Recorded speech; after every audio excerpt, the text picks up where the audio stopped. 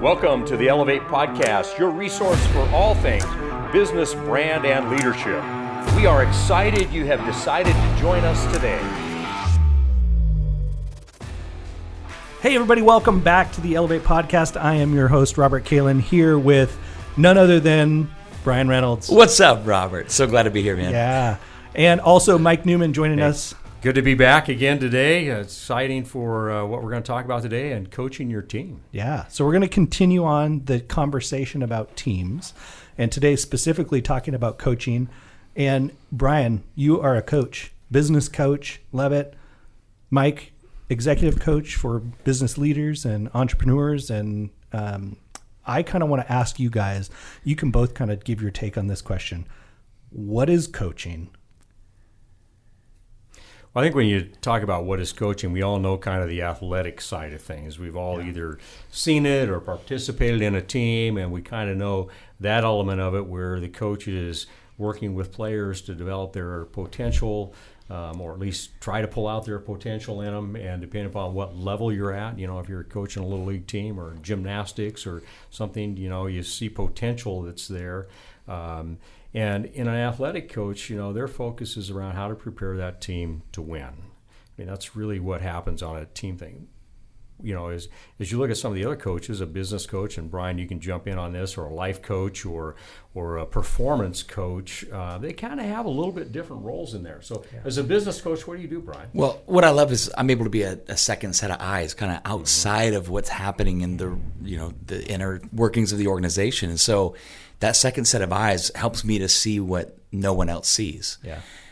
This is something that actually a baseball coach, as I grew up playing ball, instilled in me, and from a coaching perspective, what he was able to see in my stance, where my elbow was, where my eyes were, why I was swinging and missing the ball all the time, that's a unique perspective. And I think, a great coach cares about the success of the organization and will coach and call out the things that are going wrong unapologetically, because a W is at stake, a win. Right. And I think every organization, every business is aiming at winning. Yeah. So, and I like your example because it's so easy for us to think that we see everything. And a coach gives you that opportunity to see some of the blind spots that maybe you have. Yeah. And, Perfect. And when you're looking at, using the baseball metaphor, you think you got a great swing and it's got a little wrinkle in it, and a coach can help you correct that. Yeah. But if you keep doing it, you're going to develop a great wrinkle in your swing and miss fastballs and curveballs all the time. you're so right. And there's so much at stake,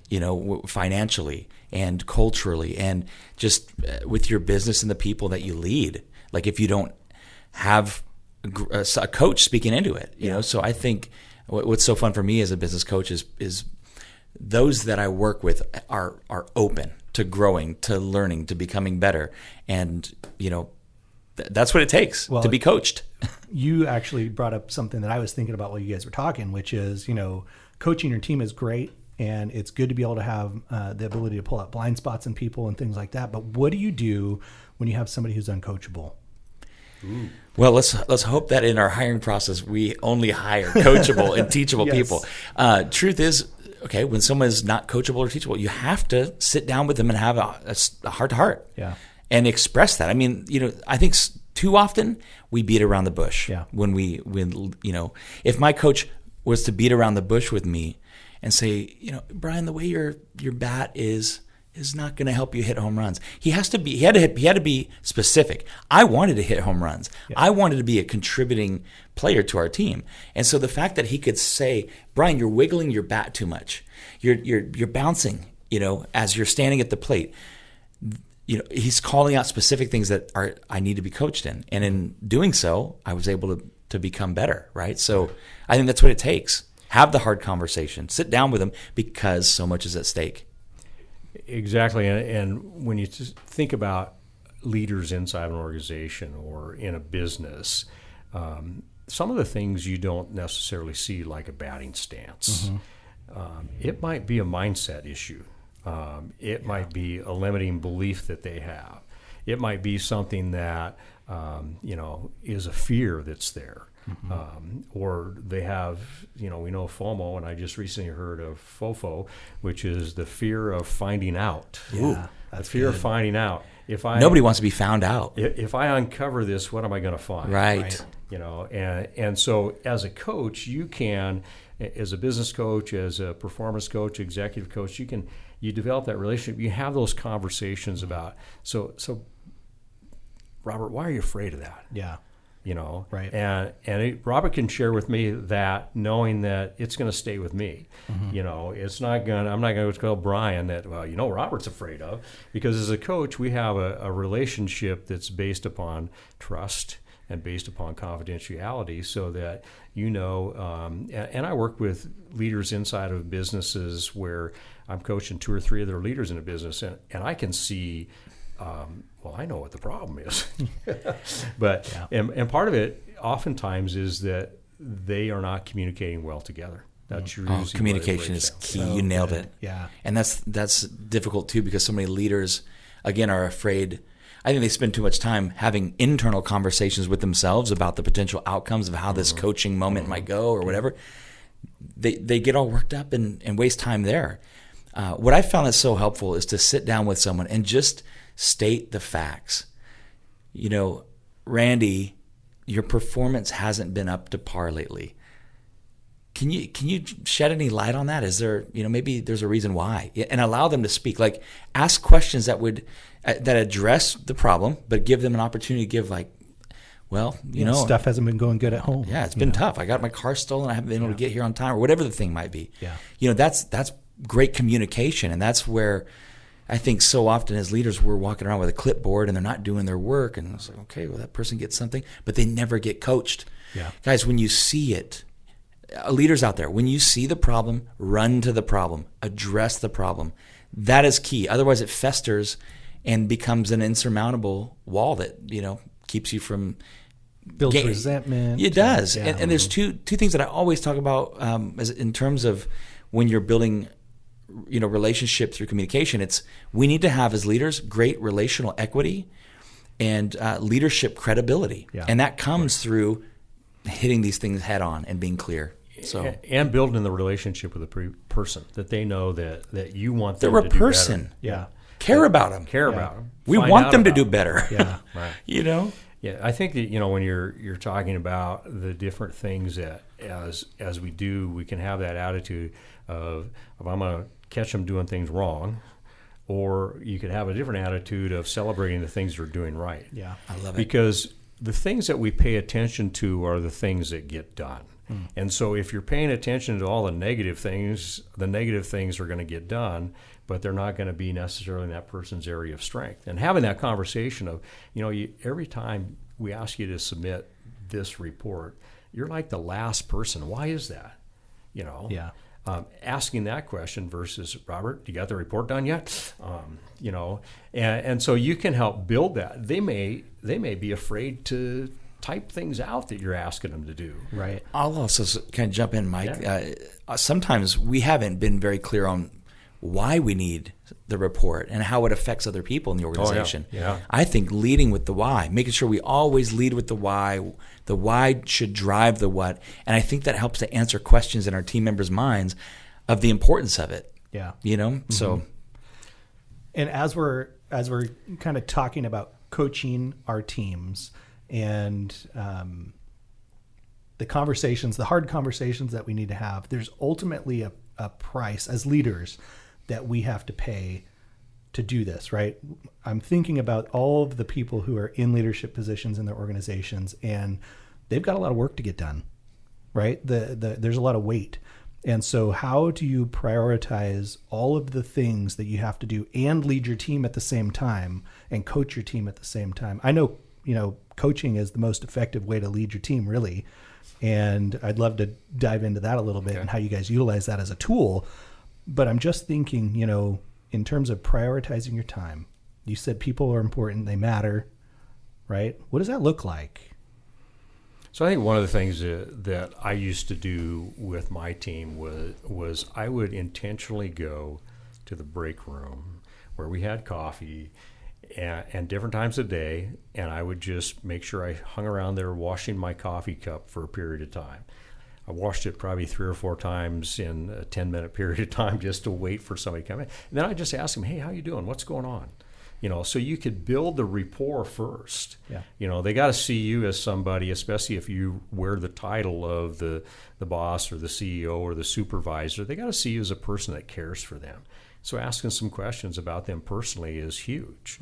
Now, there's some people, I just want to stick to the business, but most people, they're happy to tell you about their kid's baseball game or, the movie they saw last night or whatever it is. I love that.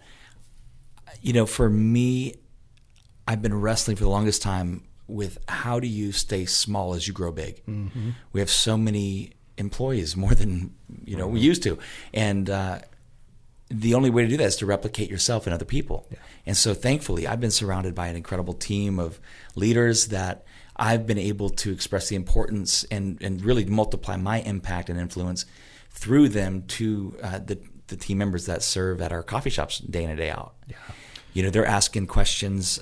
They're caring for the team as if it were me, and they've been given that authority too. And I think that's something that's important is to remind your executive leadership team or your leaders that they have authority, like that they've been put in a position because they have what it takes. Yeah. And so often organizations give people some responsibilities, but in your case, by giving them the authority to do the things really helps accelerate the work that they're doing. And Mike, I'll add one more word to that. I give them a lot of autonomy too because they're trustworthy. Yeah. That's the thing. So you nailed it. That's important. You guys should catch that because so often businesses or leaders are giving responsibilities and tasks. Mm-hmm. But when you delegate authority as well, and if they're trustworthy, you allow that autonomy, that's where I think people begin to thrive like so crazy. Good. They get to run in the lanes that they love, doing the things that they're passionate about.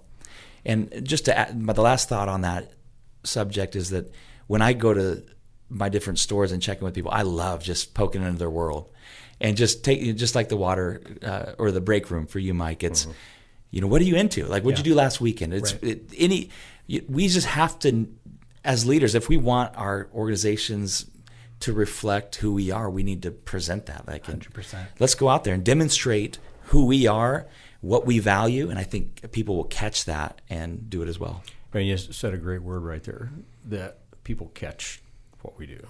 You could try and teach them all those things, but when they see Bryan in the store, asking the questions, modeling the behavior that he expects in that culture that he develops, that's huge. And then you say, this is what I want you to do. And you've got the authority and the responsibility and the autonomy to make it happen. So good. That's perfect. Yeah. Yeah. We can say things all we want, but people are watching our actions. As leaders, people are always watching our actions. And so I love that.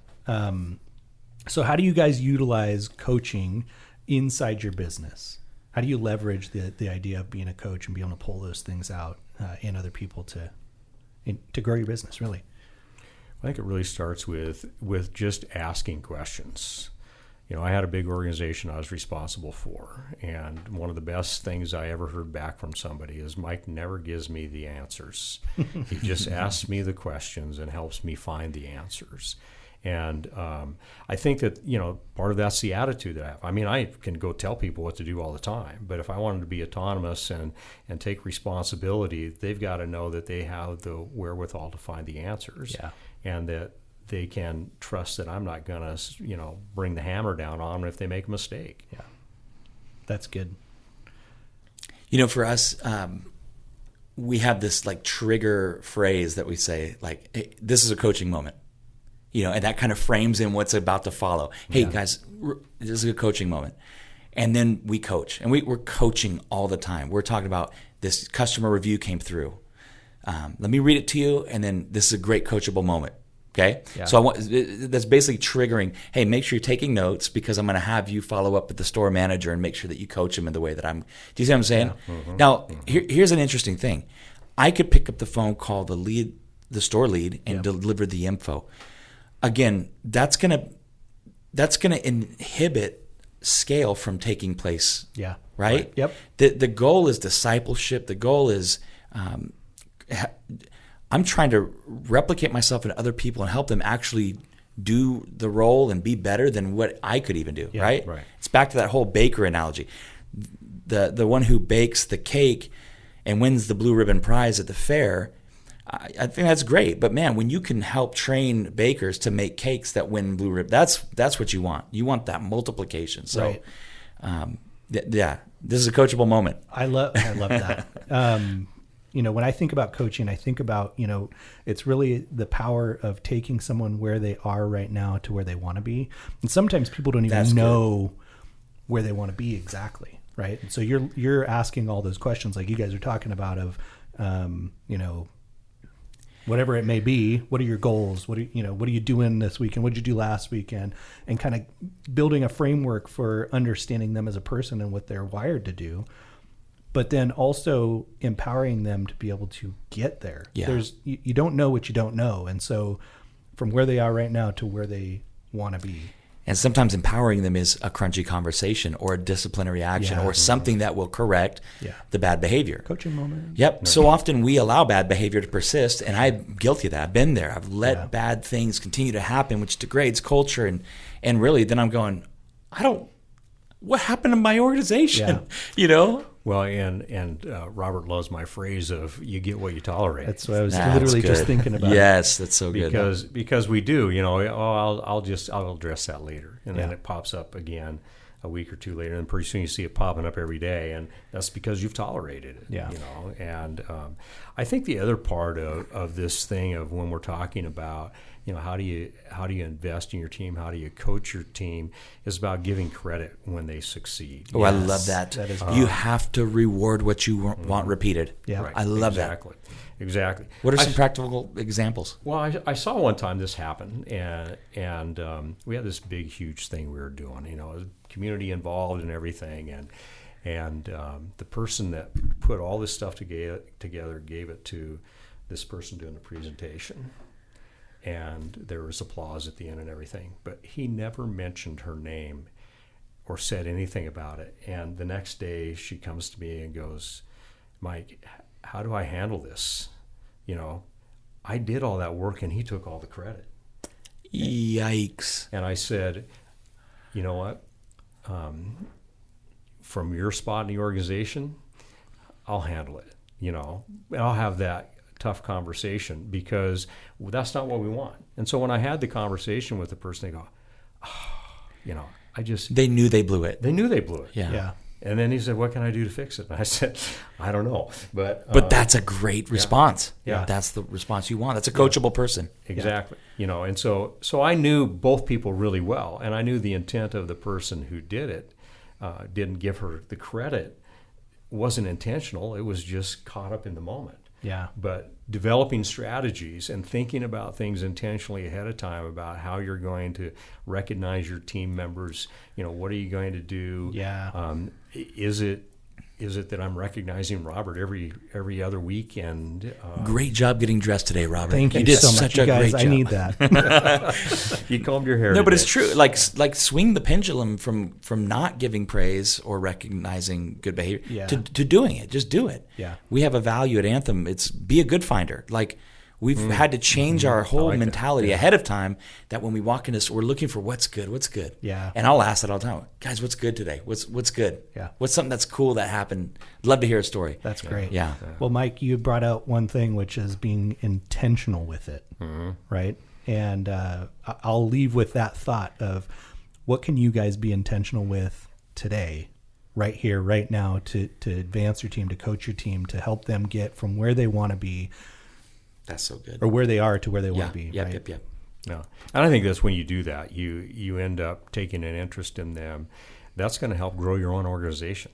I mean, 100%. When you're invested in your team members and they know you're invested in their success, they're going to do everything they can to help you be successful. I'm going to say one last thing. It might even be time for you to check in with every single team member and ask them, where do you want to go? What do you want to become? How do you want to get better? How are things going? And I know there's a fear in that for some people to say, well, maybe it's not here. Right? Yeah. And so holding people with those open hands. Or the leader doesn't want to hear maybe that things aren't going as peachy as they might think they are. You guys, so it's worth it though. it's so worth it. And this will be the thing that takes your organization to the next level, help you elevate. Elevate, baby. That's what we're all about here, you guys. Business, brand, and leadership. Thank you guys for the conversation today. This is cool. Thanks for having us. Looking forward to the next one. Yeah. Loved it. All right. We'll see you guys.